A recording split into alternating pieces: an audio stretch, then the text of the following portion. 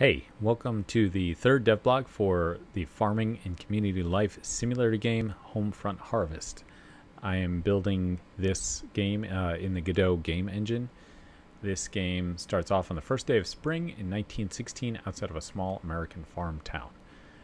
So this game will incorporate a lot of the notions and inventions and different things going on around that time period.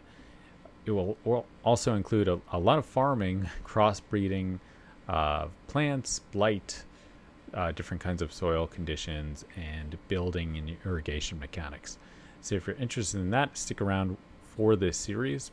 Please subscribe to the channel. But let's dive into what I was able to accomplish for this devblog for Homefront Harvest. Okay, so I've increased the complexity of the farming and planting mechanic here for this devblog. I can turn planting mode on and off. When it's on, we can till the ground. Then I can plant some seeds. I show that with this little grid helper here that I can't plant on tiles that already have seeds on them. You'll notice down here that my crop data is getting output. I'm going to have sort of different flavors that I'll be able to mix into different plants. Currently I only have one plant that's potato. I have the yield or the output of that plant, how many days it takes to grow. Again, different colors. I think I'll be able to mix and match the colors and make perhaps different kinds of colored plants. And then the different aspects of flavor for eventual recipes. So there is some planting and then watering. And then once you water, they start to grow. And then water again, grow to the next phase. In the background, I'm having the time system increment time here. I think I'll have the plants start to wither if you don't water them for a couple days. Time is moving really fast here. And then off. So no harvesting of crops yet, but certainly planting and then putting them in the right layers for sorting. So that's essentially it. Hoeing, watering, and then the water tiles also get reset. Okay, so going into the project, let me just get rid of some of these things that actually I'm not using anymore. So I have my main world tile map. That should probably just be one. I don't know. There's actually no reason for me to have this world tile map and then another tile map, but that's how I built this so far. Is I have this dirt tile map which contains most of everything, and on the dirt tile map is the beginnings of some crop data. So this is all the crop data that I showed you in the output screen that was on the bottom here during the walkthrough. And essentially I need to move this either into what's called a scriptable object or into JSON CSV.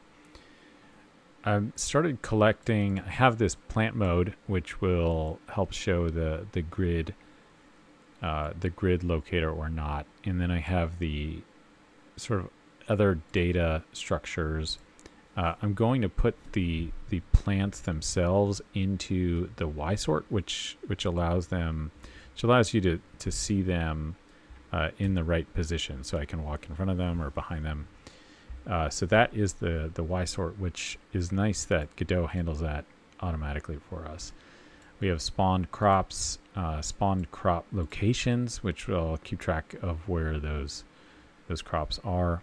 Then I have the player and then the grid helper, which are other, let's see, on ready variables. The tile position in front of the player, just moving some of these variables around. Maybe I'll just leave that there. So we have a time system where I can reset the tiles after another day. So after I water them the next day, it'll be dry, I suppose, if it's not raining.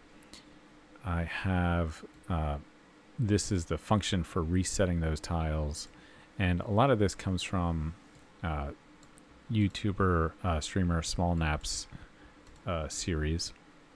But then I have, and I think I might have showed this, different actions: hoeing, watering, planting. Planting is an interesting action because if you need to be in plant mode, so that is the situation that I showed earlier where it turned on that grid helper for us. And then I load this specific plant. So I just have a tomato scene, potato scene so far. I need to get other plants into here. We find the tile that we're on, we initialize the crop.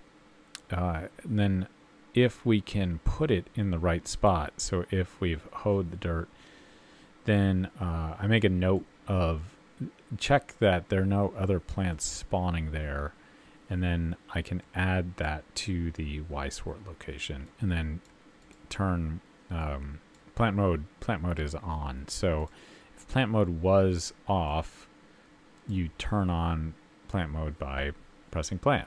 And then I can change the color of that grid helper that I showed you before.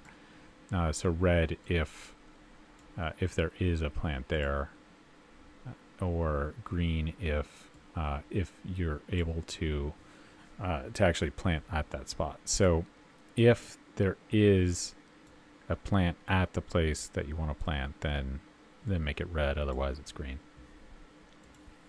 There's the plant object. Essentially, from this plant objects, we will make these other objects that inherit from the top level plant object. And I think what I'm going to do is make a scriptable object that will handle all the attributes of the plant here.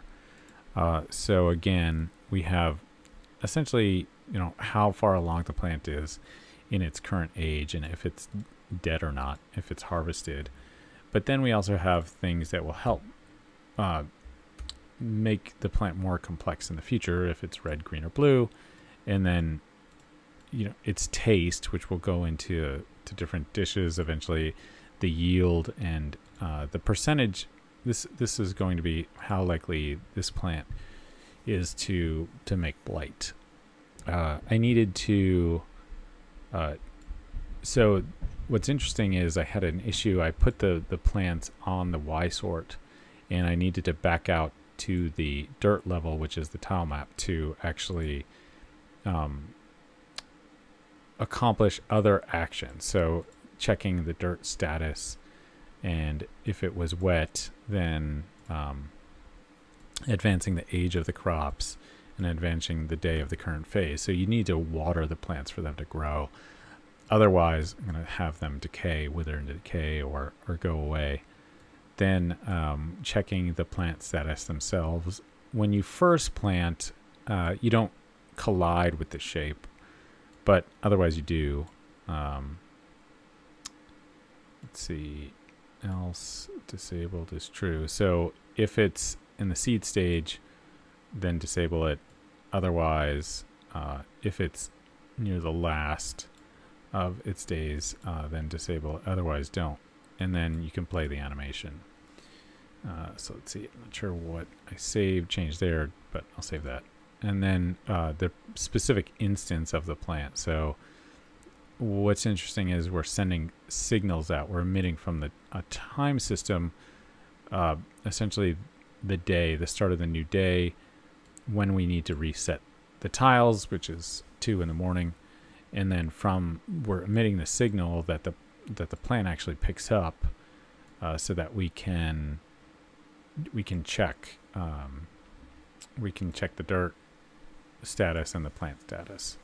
So some prints here to initialize the crops and give it the crop data. What's nice is that I can see all of this information using the print statements. Print statements have become my friends in a very big way here. So time system, the parent plant object, and then the individual plant object. So let's see. So next on my list is to practice more art, make some more assets for the game, including tomatoes and melons and other plants from the seed stage all the way up to the final product stage, the crop stage, and then get them into the game, make scriptable objects so that I can load data into here and maybe make an inventory system.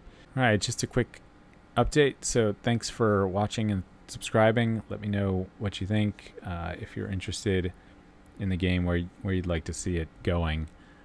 And I'll check back in with you next time.